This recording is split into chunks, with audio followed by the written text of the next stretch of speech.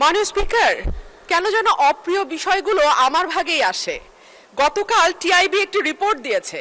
সেই রিপোর্টে বলা হচ্ছে সরকারের 100 দিনে 605টি খুন। আমি আশা করেছিলাম মাননীয় স্বরাষ্ট্রমন্ত্রী আজকে এখানে উপস্থিত থাকবেন, কিন্তু আমি সামনে তাকিয়ে দেখলাম মাননীয় স্বরাষ্ট্রমন্ত্রীর আসনটি খালি, অর্থাৎ তিনি উপস্থিত নাই। কি আর করা, তার অনুপস্থিতিতেই বলি।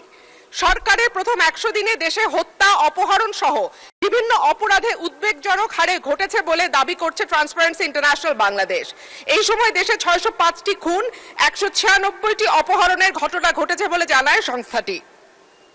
প্রতিবেদনে দেয়া পরিসংখ্যানে দেখা যায় মার্চ ও এপ্রিল মাসে মোট 605টি খুন, 294টি ছিনতাই, 90টি ডাকাতি, 196টি অপহরণের ঘটনা ঘটেছে।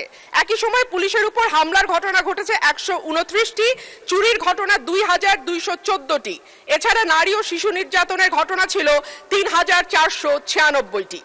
আলোচিত সময় ধর্ষণের শিকার হয়েছে 78 থেকে 102 জন, গণধর্ষণের শিকার 30 থেকে 36 এবং ধর্ষণের শিকার শিশুর সংখ্যা 49 থেকে 71 জন।